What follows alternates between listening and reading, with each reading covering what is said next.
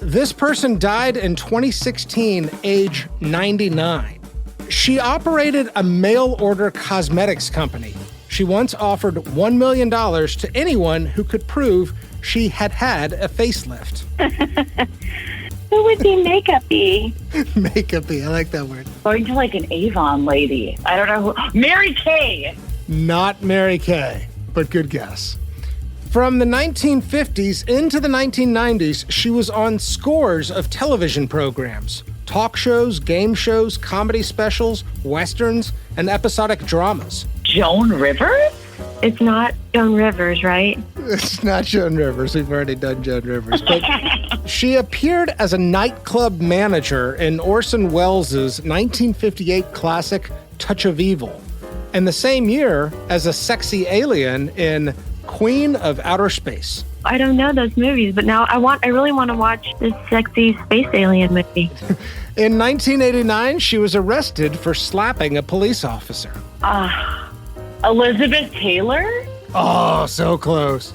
She was married at least 8 times and called everyone Dahlink. Oh, Zsa Zsa Gabor. Zsa Zsa Gabor? Today's dead celebrity is Zsa Zsa Gabor. Yay! That's so exciting. Gee, where does the money come from? Honey, I work every day of my life.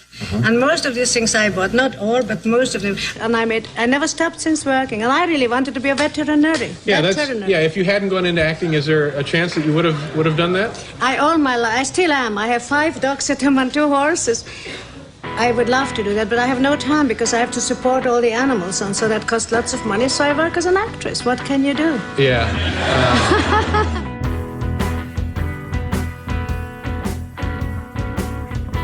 Welcome to Famous and Gravy. I'm Michael Osborne. My name is Amit Kapoor. And on this show, we go through a series of categories about multiple aspects of a famous person's life.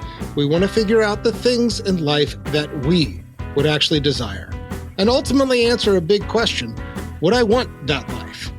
Today, Zsa Zsa Gabor died 2016, age 99.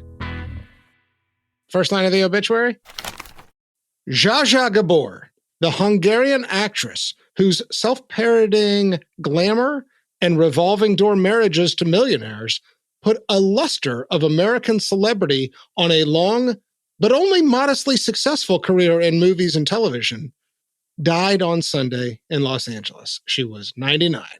Wow, just kick a woman while she's dead. So you found it insulting? Yeah, absolutely. Where did the offense begin? Self-parroting, the luster, only moderate success. I think all these things are true, though. Maybe it was the way you read it. I don't know. I actually think that this is a very nuanced and very accurate capturing of who this person was. I think there is absolutely a parody of oneself aspect to who she becomes later in life. The revolving door marriages, I mean, that was a joke that she was in on and everybody was making basically from the mid-60s onward. And her career really was only modestly successful. Like, she wasn't that big of a star. I agree, but did they say anything positive? I took away everything having a negative slant. Yeah, that's a good point. I mean, put a luster of American celebrity. What does that mean? Like a gloss? Make it look shiny. Make fame look like a shiny, lustery object. Yes. She did that. It is attributing an accomplishment as well. Yes, that's my point. I think that if there's anything in here that looks like praise, that's it. Okay, I'm with you on that. I'm with you. I'm also with you in that it's mostly an insulting first line of an obituary. Yeah, which I don't think is completely appropriate because not everyone hated her, and I think very few people hated her. You can look back now and she wouldn't be relevant at all now. But I think people loved her. There is a presumption in the first line of this obituary that American celebrity and Hollywood fame is a problem. To be famous is a bad thing. Exactly. And to play up your fame is a bad thing. Yeah, it totally has a ding-dong, the witch is dead feel to it. Yeah. It's a good way of putting it. Where did it end again? What was the last, phrase? Long, but only modestly successful career in movies and television. She was very successful at playing herself and getting that self airtime. She was in some ways a great TV interviewee. I mean, I think that's a hard thing to kind of cram in here. That language is missing here. She was fun and good on playing herself on a talk show or on a game show. Our first guest tonight is one of the all-time great talk show guests. She is also a princess and the only woman I know named Zsa Zsa. Ladies and gentlemen, please welcome Zsa Zsa Gabor. Okay, I was starting off at a fairly high score. You've kind of talked me back a little bit. What are you giving this? I just find it too opinionated, which I don't like in the obituaries. So I'm going 4. Wow. That's not Somebody is here to low. defend Zsa Zsa. Goddamn. Wait a sec. All right. I'm to defend a fair trial. You know, here's something I've been thinking about with this category. How much we're factoring in the challenge, like how difficult it is to capture somebody's, life in the lead of the obituary, in the first line. Some people, I think it kind of writes themselves. I remember giving a high score for Nelson Mandela. I remember giving a high score for Neil Armstrong. Their accomplishments and why we know their names are kind of easy to describe in a sentence. Why we know who Zsa Zsa Gabor is and what she's famous for is not easy to capture in one sentence. But they didn't rise to the challenge. See, I disagree. I think they did. I'll settle on 8. I think that this is actually very accurate, and they did a pretty good job of getting it. By the way, is that the biggest gap you and I have had between a 4-point spread? Yeah. I think so. Should we talk about why we're doing this episode? Yeah. I kind of think this was your idea. It was my suggestion for a couple of reasons. She was very much a part of our childhoods, after school TBS type of celebrity. Most importantly, is we talk about mixing categories of celebrity. Yeah. Right. We do athletes, musicians, movie stars, politicians. Astronauts. Yes. Astronauts. So this is a category of celebrity that's untouched yet for us, is the meta celebrity, famous for being famous. So I read a book about the Gabors, and I've read a couple in preparing, because one thing about Zsa Zsa Gabor, there is no shortage of possible material. She's not the least bit Gaboring. I don't think this will be boring. I did not know how many comparisons there were with the Kardashians. So I read this book called Finding Zsa Zsa by this guy named Sam Staggs, who lives in Dallas, by the way. He didn't like this idea of they're famous for being famous. He says, on the contrary, they were famous because they worked at their careers every hour, every day for close to a century, which I think is to your point about the obituary. There's not credit for, the actual accomplishment of just being relevant and famous. But here's the other line that I really wanted to bring. In terms of the comparison with the Kardashians, he's like sort of bashing them. And he says, perhaps the Kardashians and other vapid celebrities aspire to Gabor caliber and finesse. All of these no doubt enrolled in Gaborology 101, but they flunked the course. Yeah, I kind of agree with this comparison a little bit in that she was a personality, meaning that she was the combination of the looks, the story, and how she spoke about it. I think it's really true. Like they were, every sort of account I read was they kind of appeared on the social pages and were there forevermore. All of this is said in a New York Times obit way of a negative slant, that when we talk about fame on this show, pretty much everyone up to this point has brought a unique skill or accomplishment that was what presented them into the spotlight, and they took it further for additional reasons or additional ways that they carried themselves. But famous for being famous, what you're arguing is that there's no skill that actually elevates you to the level of fame.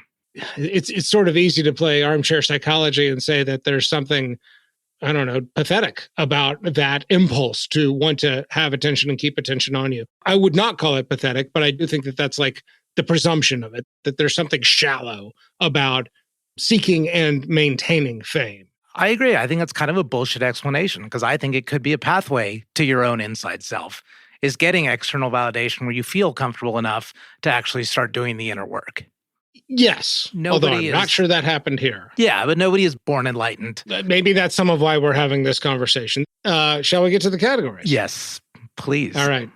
Category 2, 5 things I love about you. Here, Amit and I work together to get at 5 reasons why we're talking about this person. I would like you to start, please. Gladly. I found her very complimentary and charming on all of these talk show appearances that she did. Her catchword was darling. She used words like adore and love, and she really like put a lot of air into those words, but a warm, like hugging air. I think she's just one of those people that if she's around somebody that she likes or respects or is at least neutral towards, she lifts them up.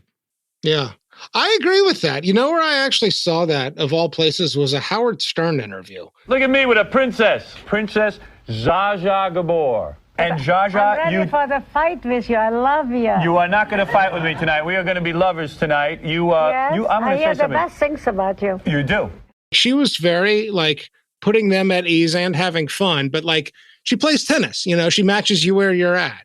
And I think complimentary is a good way of putting it. That's a great number one, Amit. Thank you, dear Michael. We'll call this number two. She threw a great party. She did. She was legendary for her parties. Often showed up in Life magazine. I mean, people were like, oh, Zsa Zsa's having a party? Fuck yeah. There's a few that came up in this book I read. But this came up in the Diego Maradona episode where he, paid for everybody to show up at his wedding. Yes. I think it's a great thing to throw a great party. I think, you have to be thoughtful. I think she was. I think you have to do exactly as you said, like make everybody feel like they belong and that they're comfortable and that, lifting everybody up. I like it. I'm going to say the other thing I think that is important about being somebody who does create parties and hosts great parties. Events are signposts of life. It's where a lot of pictures are generated. It's where you answer the question, what did you do last month? What are you doing in the next 6 months? If you have an event or a party to go to, that's the signpost that you use. And somebody has to play that role of throwing really good parties. And I think it's an admirable thing to play that role. That's really good. That's a really good way of thinking about it. All right, what do you got next? So mine, which will be our collective number 3, anti-ageist. Oh, wow. There's a couple of ways to think about it. The downside view would be, she had this thing about never revealing her age. Mm-hmm. Even when she was in like her 60s, 70s, when she was really doing this major talk show circuit in Hollywood Squares and all of that. So there was a little bit of like, she's concealing her age. She's always being youthful. But I think the positive side of that is she basically made old look fun.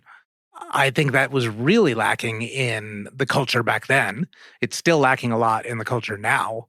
Really up until things started to go south for her in the 2000s, it was always like, I'm having the time of my life. And I think that was a great thing. And I'll compare that to something I saw on Twitter. It was about, you wonder why our generation is so messed up around age. And it went through all these like 80s and 90s sitcoms and showed the real ages of the actors that are playing them. You would have a 45-year-old playing like a grandpa in overalls who just like complains all the time and smokes a pipe and plays golf. Like we had the 90210 cast was like famously in their 20s and 30s. Yes. Like Luke Perry was in, I think, his 30s when playing a high schooler. Exactly. So you had that, right? You had this like, that you always have to play younger and younger in order to look fun. And then you also had that the party ends, after a certain age and that you're in the rocking chair. And that was very much the TV culture at the time. And Zsa Zsa was the opposite of that. But isn't the retort to that it's delusional? There's a whole lot about what she says that is not necessarily a reliable narrator. And that's like, I don't want to call it lie number one, but certainly like, I don't know, non-truth number one. The story that I'm telling myself is that she knew exactly what age she was, and she was just playing around in this flirty game, but she was still giving this message of, I'm having the time of my life, and that time is right now. At the time that she's on Letterman and Larry King and making all these flirty jokes and drawing all this attention to her, she's probably older than the entire cast of the Golden Girls. Yeah. But look at the difference on how they kind of presented the joy of life at a senior age. Could we say young at heart? Or no, because I think it's specifically not doing what you're supposed to be doing as an 80-year-old woman. That I love. That is outstanding and true to her. Okay. So I think we're agreed. I think we can shake hands on number 3. I think so too. All right. Number 4? Yes. All right. Preparing for this episode really got me thinking about the very first Famous and Gravy episode with Robin Leach. And when we got to the Vanderbeek, I said yes, because what if it's all just a big fucking joke? There is a little bit of it's a big fucking joke attitude with Zsa Zsa Gabor. Mm-hmm. As you and I keep working on this show, I need to be able to revisit that idea that life is a big fucking joke. Why am I taking it so seriously? Yes, I want agency. Yes, there are things I want to accomplish. Yes, I have desires and I have goals. And part of me sometimes still feels like it's all just a big fucking joke. And I think she really embodies that. I'm with you on that. And I think there's a lot of Robin Leach on that. Like, she would be exactly the one that Robin Leach would profile. There is a certain desirability in those types of people that are just kind of fuck it all, but within boundaries, right? You still maintain your ideal self. You're not hurting anyone. You're just kind of making a joke of the whole big thing. And I think it is something kind of to love about somebody.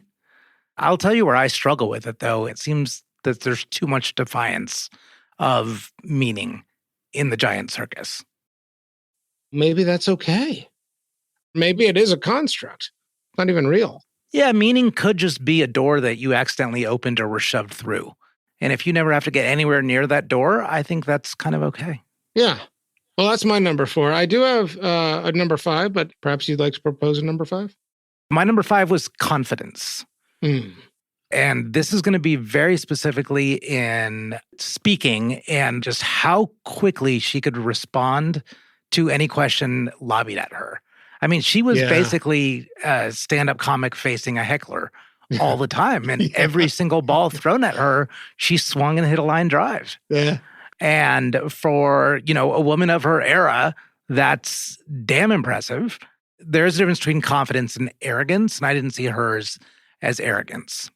I would actually sign off on that number 5 and just add a little asterisk to it and say confident and funny. She's actually really fucking funny. Yeah. There's some great zippy one-liners, and it's quick.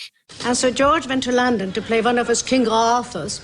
So Tom said, Zsa Zsa, would you like to come on a show called Bachelor's Haven? I said, I loved it. Bachelor's Haven. Bachelor's Haven. Next day, I got live cover, look cover. I got MGM studio contract for a long term. Just for being on this one show? Yeah, but I said such outrageous things. Somebody said, for example, what do you do if you break up the engagement? You have to give back the ring. Says you must give back the ring, but keep the stone. Things like that.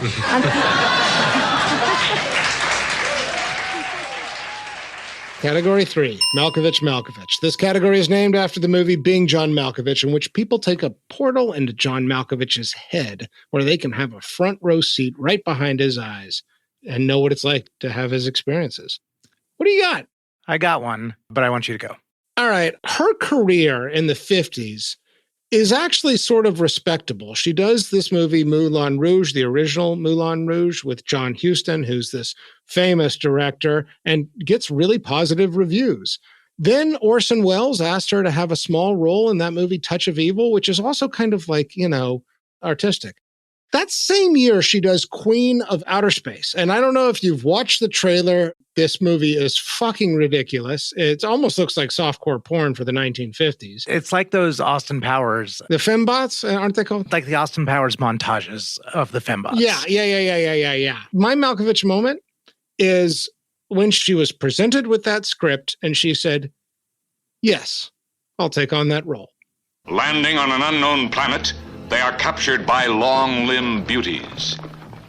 And the Queen of Outer Space is Zsa Zsa Gabor. There's a lot going on in her life around this time. One of her marriages is falling apart. There's a very scandalous figure she gets involved with in the late 50s. Something about saying yes to this movie and her career does this hard right turn that never really comes back from. What the fuck was going through her head when she said, yeah, I'd like to be the star of Queen of Outer Space? What other careers are comparable? To the extent that there's Kardashian comparisons with the Gabors, I was like, whose acting career was on this upward trajectory of, boy, they're knocking it out of the park, and then just like, totally went sideways. The best I came up with was Nicolas Cage. And the upward trajectory of Nicolas Cage was Leaving Las Vegas. I mean, he won an Oscar in like 2004 or something, and then like started doing all these fucking terrible movies and has been, almost a parody of himself. So what makes this a Malkovich moment is you want to see the calculation that she's making in saying yes. Yeah. It's an interesting narrative when you pose that question because it's very easy to see how 40 years later you end up as a regular on Hollywood Squares. Like if it were a Jeopardy question about like, this is how you end up as a regular on Hollywood Squares. And the correct answer is what is except the lead role in Queen from Outer Space. It's a lot of game shows going into that little thought experiment. I think in game shows. What do you got for Malkovich? So I think I need to clarify that Malkoviches aren't always good. It is what is often the most unique experience that they may have had in their life, or something that is such an odd combination of sensation or decision-making that you kind of want to see how it's done. So I made that precursor because this is not a happy one. The next category is love and marriage. And so we will get into that long storied past of hers, but two of her husbands, George Sanders, and the other one, I believe his name was Jack Ryan. Correct. So the inventor of the Barbie doll. He was a VP for Mattel. Yeah. So they both killed themselves. Sanders in 72 and Ryan in 91. Both after she had been married to them. And by no means am I implying that she had any role to do in it, but this is somebody that she was close to and loved. Sanders, she describes as the love of her life, yeah. What I think is really unique and very interesting, and I think probably valuable to the mental health study of people in the human condition, is to be on the other side of it twice. Like, do you remember we talked about in Joan Rivers, like how terrible it must be to be on the other side of suicide? Yeah. And we probably both have people that are friends or friends of friends that have been on the other side of it. But to be on the other side of it twice, you have either a take or a numbness that nobody else has. And I think what's uniquely interesting about it in the study of mental illness and depression and suicide is that a lot of the terrible, dark thinking that goes into suicidality is either you have such a deep, sharp pain that you need to end, or also you just want others to know how much pain that you are in, or implicitly in some less developed cases that they put you in. And so no matter what, the person on the other side of suicide receives all those messages because they're just going to assume all of it. And I think it could be really uniquely valuable. It shouldn't be public, per se, to know what it's like to be on the other side of it twice. I don't know what to say. That's a heavy one, man. But that's a good Malkovich moment. That's a good Malkovich moment. All right. Category 4, love and marriage. This might be the entire show. I also got married a couple of times, as you know. A couple? How many times, actually? Only 8. Only 8. And always very well to the most wonderful man in the world. How many marriages? Also, how many kids? Is there anything public about these relationships? I mean, I think you do have to auctioneer style through them. Well, I can't even pronounce all their names. And there's even a question about how many there were. And there's also a question of how old she was. Sometimes she says, I was 15 when I got married to the first guy. This author claims she was 18, but here we go. Marriage number 1, Barham Belge, B-E-L-G-E. He's a Turkish diplomat in Budapest, 1937 to 41. Zsa Zsa is somewhere around 18 or 19 to 23 years old, though some accounts had her at 15 years old. Marriage number 2, Conrad Hilton of the hotel fame. That lasted from 1942 to 1947. Zsa Zsa is 25 to 30 by my math. This marriage did result in her one child, a daughter, Francesca, and we'll return to that in a second because there's some complicated shit there. Then George Sanders, who's the actor who we were discussing a moment ago, from 1949 to 54. Zsa Zsa is 32 to 37. George is also the one who later married Zsa Zsa's sister, Magda. Then let's see. Investor industrialist Herbert Hunter from 1962 to 66. She's 45 to 49. Oil magnate Joshua Cosden Jr. from 66 to 67. She's 49 to 50.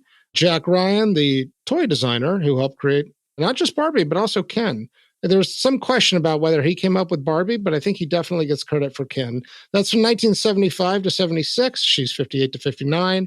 Michael O'Hara, a divorce lawyer, who she met while divorcing Jack Ryan. Her divorce lawyer. 1976 to 82. She is 59 to age 65. The one husband who she says, I don't have a good relationship with. And the rest of them, she says, a good relationship.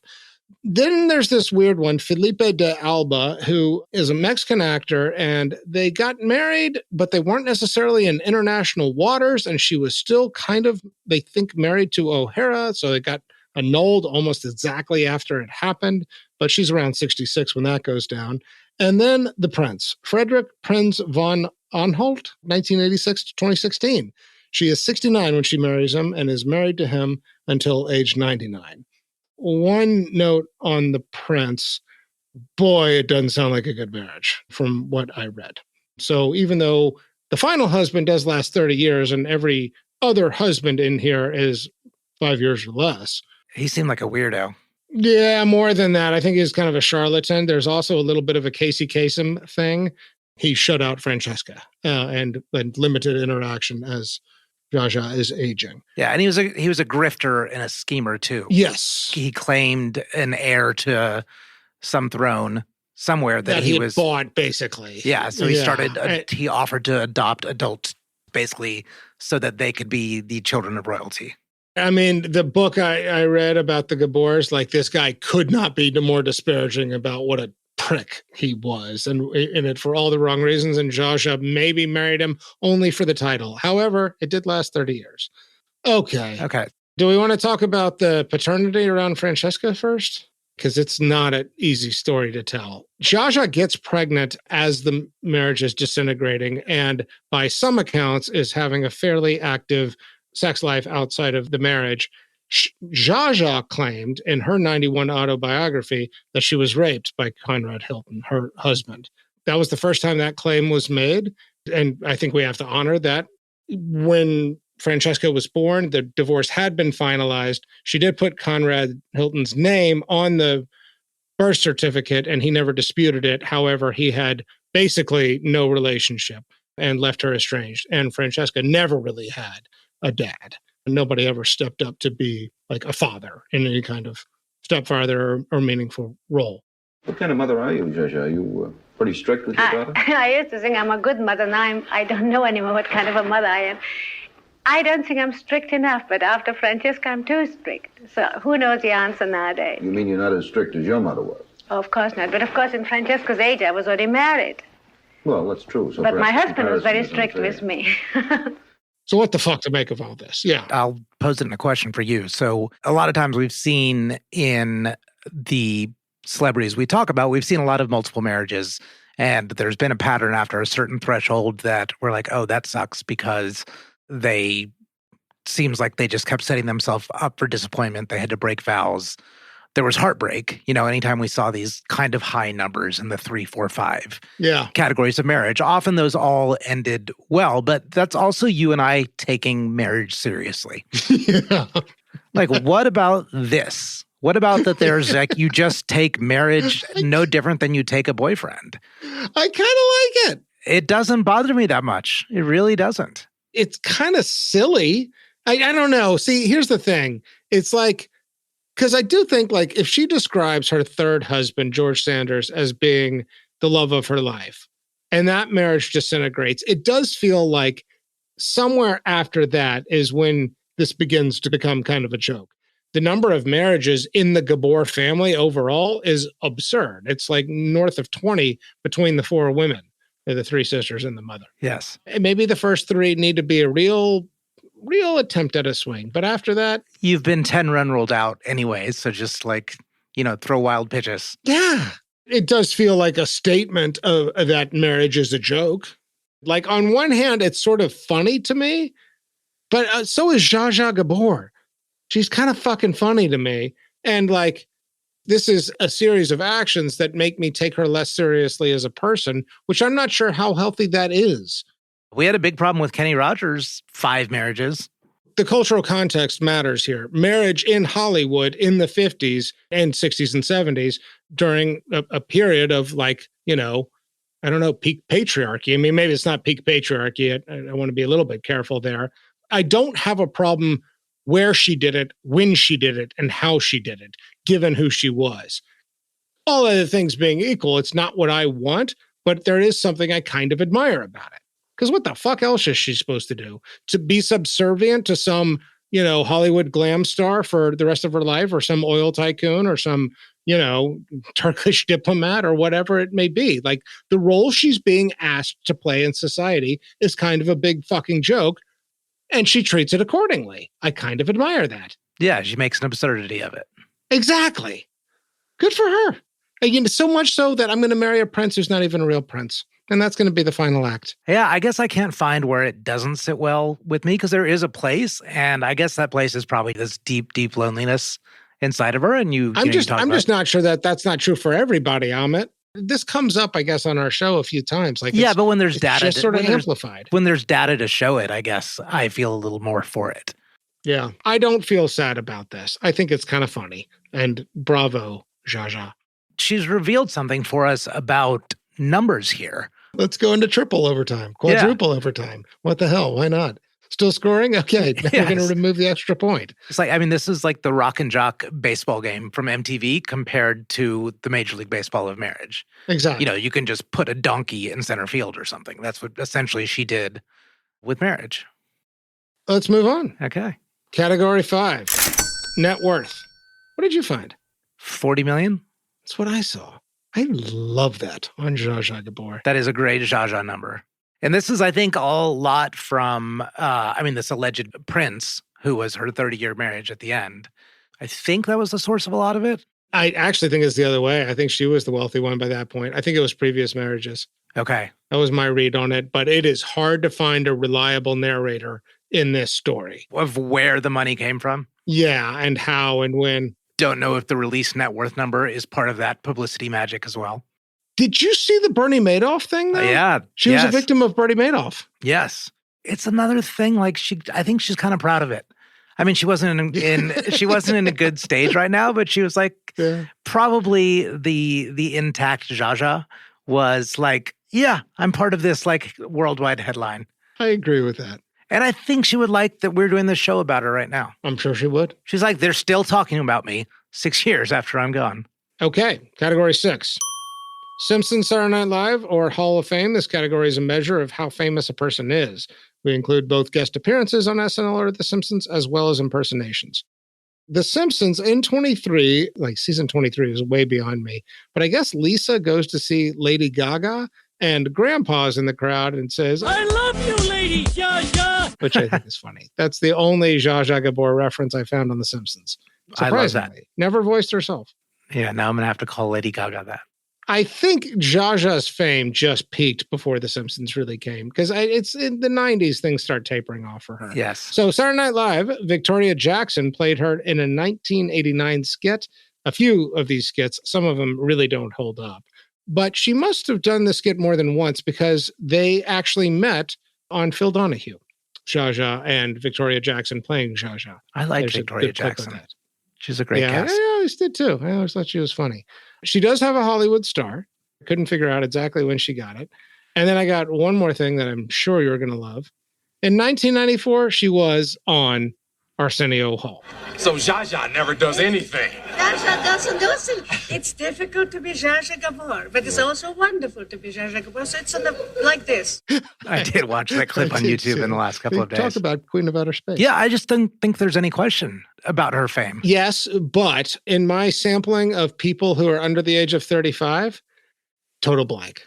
I wouldn't be surprised if there's like kind of a real sharp edge demographically of who has cultural memory of Zsa Zsa or any of the Gabors. Yeah, I think that's true. I think the reaction we get from this episode will show a lot of that too. That a lot of people will be like, who the hell is that?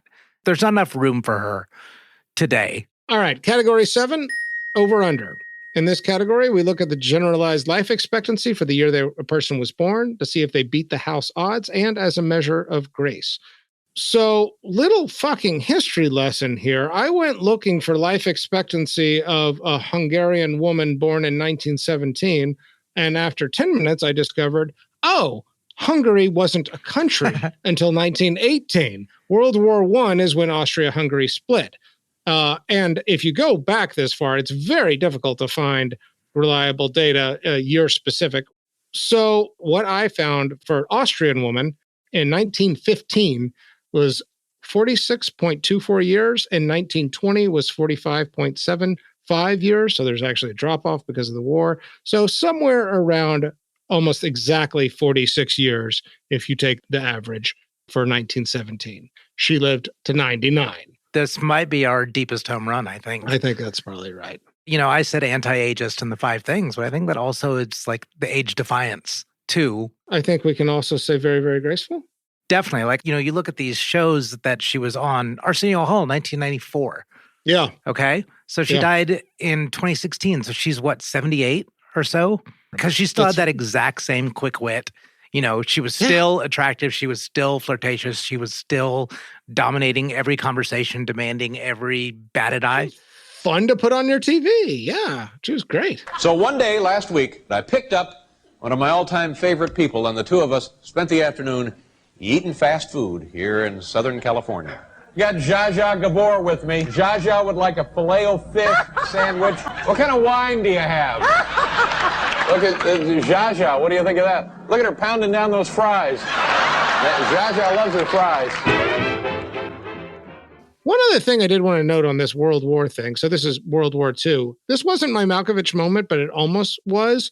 The way she escapes Austria-Hungary, but then Turkey. I mean, she has diplomatic immunity because of her first husband, but she ends up traveling to the Middle East. She gets stuck in Baghdad for a month. Then she goes through India and eventually East Asia before she reunites with her sister, who had already made the move to the U.S. Her journey out of Europe with apparently 21 suitcases. That was her like months-long journey of escaping Europe. And she had an affair with Ataturk.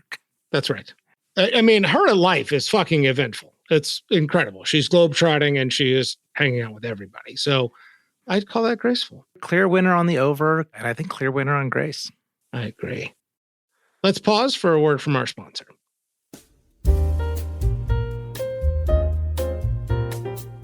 So, Michael, we each do our own set of research as we prepare for these shows. Mm-hmm. I notice you always reference a biography and you have like a paperback biography with you as we come to studio. Yeah. So I am to assume that you're getting these from some online megamart. Is that correct? No, not at all. The first thing I do when you and I decide on our next dead celebrity is I go and find out, is there a biography on this person?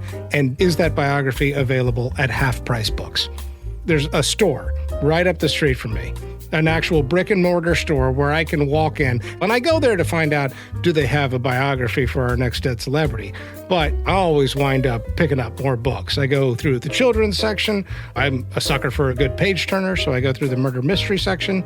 They also have rare collections. They have signed stuff. I don't know how this sounds to you, but I love the smell of Half Price Books. It's got that old book smell. I do. I like that too. Isn't that a great smell? Yeah. And you know what? Half Price Books is currently celebrating 50 years of buying and selling books, movies, and music. There are more than 120 stores, and you can find out more about Half Price Books at hpb.com.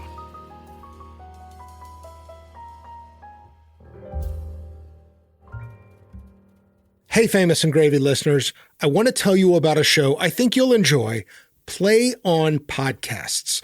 Epic audio adventures that reimagine Shakespeare's timeless tales, featuring original music composition and the voices of award-winning actors. Each episode explores plays from Macbeth to A Midsummer Night's Dream in a way that you can actually understand it, and created specifically for the podcast form by some of America's most exciting playwrights, directors, and composers, and performed by stage and screen's best. Check out their current season of King Lear that stars Emmy winner Keith David and Severance star Tremel Tillman. Hear Shakespeare like you've never heard before. Subscribe to Play On Podcasts wherever you get your podcasts.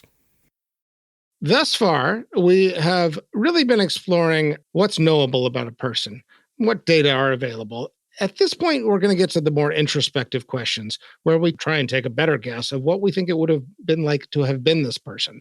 First of these categories is man in the mirror. What did they think about their own reflection? Amit, what's your man in the mirror for Zsa Zsa Gabor? I think A++.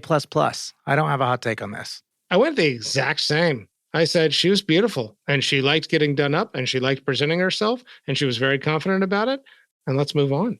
I think that was the fastest man in the mirror we've ever had. I know. Let's go on to the next category, outgoing message. How do we think she felt about the sound of her own voice when she heard it on an answering machine? And would she have actually recorded it or used the default setting on her outgoing voicemail? What do you got? I think she loved her own voice and she loved hearing it. She loved when other people heard it. She loved it being broadcast. And I think not only would she put it on her outgoing voicemail, but she would maintain two numbers, probably an external one that she'd publicize to the world that everyone can call and hear Zsa Zsa's voicemail, and then have another one that's her private one, which has a similar voicemail. I had 100% the exact same opinion. Next category, regrets, public or private. What we really want to know is what, if anything, kept this person awake at night. I struggled here. Did you have big things? I had one big thing. Okay. I'll go with my two smaller things. These are both I'm sure there's stuff out there. The woman is interviewed all the fucking time. There's 50 years of footage to comb through. And I'm sure the question of Zsa Zsa, don't you regret? And she might have said something, but I do think she changes her story a lot. So I guess all of that for me gave a little bit of a pass on the public regrets. On the private regrets, one of them I already mentioned, her acting career. I think it could have gone differently. I think she did actually have talent and she could have done better movies than Queen of Outer Space and Naked Gun 2.5. Yes. And then I also have some questions about her final husband. She says in her autobiography, nobody knows what we have, and she does stay with him for forever. But I just wonder, it doesn't look like a happy marriage to me. So I wrote that one down as well. Yeah, what did you got? So if she was raped by Conrad Hilton, her husband, reproductive rights was an entirely different world back then, which I realize we're kind of standing again at a watershed. But you've got to wonder about having a child as a result of rape. I guess it wasn't really a choice back then. So maybe it's not a conscious... No, it's a really good question, and it's worth thinking about. I mean, it's a contentious relationship. The author of the book I read, it sounded like among Sam Staggs, among other things, he was closest to Francesca than the other Gabors. And it sounded like she also suffered from a lot of mental health issues, including, addiction. Yeah, she had nothing resembling a father figure. Right. She had, in fact, a mother that made a mockery of her lack of familyness. Although her mother only and always spoke very highly of her anytime you saw her in an interview, kept her away from the cameras. But it's difficult. It's difficult to be a child of that type of character. No matter what, no matter how much they protect you, you still see it on screen and you still hear the criticisms. And see that. Look, Amit, I really do think that there's a question in my mind of how did Zsa Zsa Gabor understand and experience love? I do think that this thing about seeking attention is really about seeking love in some sense. I do wonder if this lifelong drive to continue to seek attention isn't about seeking affection and love, and that the marriages speak to that. And if you struggle with that, then in all likelihood, your children are going to struggle with that as well, which I think is all but self-evident here when it comes to Francesca's life. It sounds thoroughly tragic. And I think this idea that materialism can substitute for love is one of the biggest fucking problems in our society and in our world and in our culture. Yes. And that there's something about Zsa Zsa Gabor's existence and her love of diamonds and her love of, materialistic things that epitomizes that. I do think that gift giving is one of the 5 languages of love, and it matters. But the other forms of deep human connection feel like they're absent here. And I think that transferred to her daughter's life. Yeah. I hope that maybe she got some of the love feeling from her daughter. And it seems like that in the way she talked about her in a lot of the early interviews and all, just being so protective of her. And like I said, my thing I loved number 1 was compliments. And when she said certain compliments, I believed them. And the way she spoke about her daughter, I also believed that. Words of affirmation are another love language, so I agree. Next category, good dreams or bad dreams. This is not about personal perception, but rather, does this person look haunted? Something in the eye that suggests inner turmoil, inner demons, unresolved trauma. She hides it well. I mean, there's something in the behavior that certainly suggests that, but in the eyes, I mean, is that a bad dreams answer? I agree. It's a speculation of bad dreams because of all the behavior and exactly what you just said about love. You know, there's definitely a deficiency there. But however, the gauge of the look in the eye, I don't think applies on this one. Fair enough. The stand-in I'm using for the look in the eye is fake laugh. She has a fake laugh. And the fact that she can't do that, or that she feels like she has to kind of fake laugh it off on the talk shows, that's my indication. Yeah, that's a good tell. I like that. And I didn't notice it until you brought it up, but I 100% agree. Her laugh feels very forced and inauthentic. Well, it's nice of you to come back, and congratulations. When were you married? Was it about a year ago? I went bad dreams as well. Based on, I don't know, maybe it isn't as much the look of the eye, because I agree, she does hide it. It's beauty as a skill also, I guess. You know, we've presupposed that you can always sort of tell. But I don't know. Unless you know the whole story with her, I don't know. I don't know. We both went to bad. We both went to bad dreams, but what we're talking about is that if you just saw a mute video of the person, would you see the look in the eye? You're right. You need more data. All right. Second to last category, cocktail, coffee, or cannabis. This is where we ask, which one would we most want to do with our dead guest? This may be a question of what drug sounds like the most fun to partake with this person, or another philosophy is that a particular kind of drug might allow access to a part that we're most curious about. What do you got? Like 6 shots of Jameson right off the bat. because of this character that she plays. And I don't know of any other way to disarm it or get at the actual inner being. She has to get lampshade drunk in order to just kind of spill all about like what she really wants and where she really aches and all the emotions that have to come out. I love that answer. I went cannabis. I want to get high with Zsa Zsa Gabor. For one reason, I think she's funny, and I think she would fucking crack me up. That is and very even true. if her laugh is a little bit inauthentic, I kind of feel like we'd crack each other up and just have like a delightful time. I think I'd like to attend one of her parties, you know, and I'd like to be a little high and a little bit like, I don't know, even a little bit like in a dreamy state, you know? I could see you like kicking off your stilettos and just letting go with Zsa Zsa at one of the mansion parties. Fucking A. All right, I think we're here. Our final category, the Vanderbeek, named after James Van Der Beek, who famously said in Varsity Blues, I don't want your life. So based on everything we've talked about, Amit, the big question is, do you want this life? Do you think it's easy? Do you think it's an easy answer? It's not as easy as I would have thought. Yeah, There's a lot that's undesirable. I don't see a tremendous amount of relational wealth, but I do see a lot of fun. And I do kind of like you just sort of skip and tap dance your way through what may be a big fucking joke. And if you're going to do it, make the most of it. Go on TV a lot, travel the world, have exciting lovers, have a story to tell, captivate attention, and look good. I think I still come to the same place where overall it looks a little bit shallow. And your point earlier of meaning, but I don't know. I'm closer to a 50-50 on this than I would have thought. She was certainly loved by a lot of fans and a lot of women during those peak years. She was a symbol of control. I'm not sure what's so bad. There's something about her life that is, to me, a sort of different set of considerations than what we usually come to here. Because I do think that we tend to, look at artistic catharsis, and we do tend to look at impact and legacy on history, and we do tend to look at relational wealth. And I'm not saying much of any of those things, yet there's still something kind of sort of appealing about her existence that it's like, yeah, maybe, why not? There is something about what are we asking here?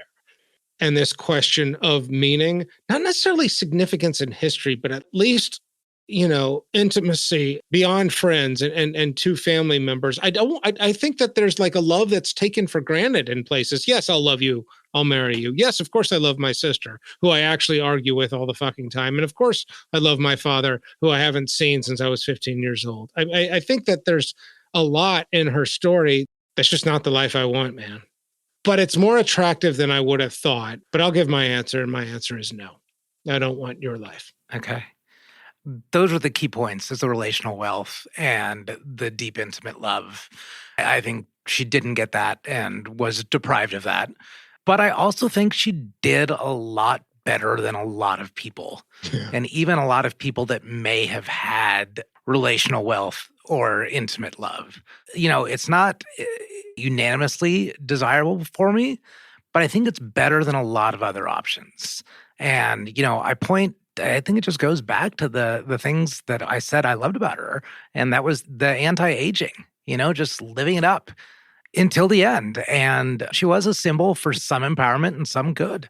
And there's a little bit of meaning in that, right? She may not be remembered by anybody after our generation, but certainly if she played some sort of influence in inspiring confidence of people of our generation, that does play out in many ways into the future.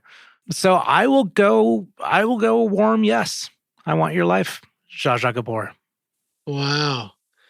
I mean, to your point about impact, for what it's worth, she was a very early animal rights activist. Yeah. And had like horses, dogs, cats. I mean, her relationship with her animals is exactly what you'd expect.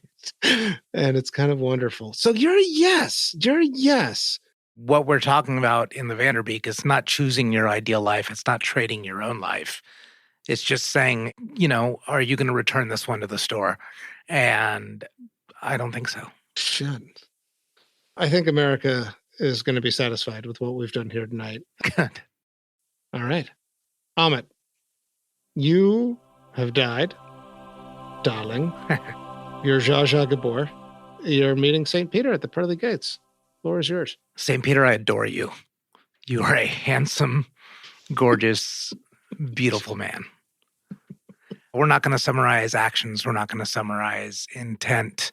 We're just going to summarize the game. I played it with a smile on my face. I had a lot of fun playing the game. I brought people into the game. I insisted they all play the game. I insisted they batted the beach ball around. And I played the game till the end. I loved the game. The game was fun, and I won the game. So I'm going in. Thank you. Thanks so much for listening to this episode of Famous and Gravy. If you're enjoying our show, we have a favor to ask. We hear from a lot of people that this show cheers them up. It puts them in a good mood. So think of somebody in your life, just one person who you'd like to cheer up, and share an episode of our show with them. Be like, hey man, here's an episode of Famous and Gravy. Share it with anybody who you think could stand to be put in a good mood.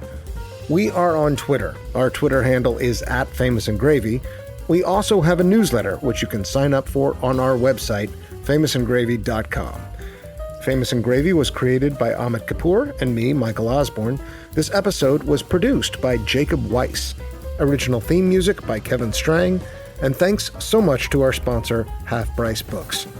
Thank you again for listening. Please share this episode, and we hope to see you next time.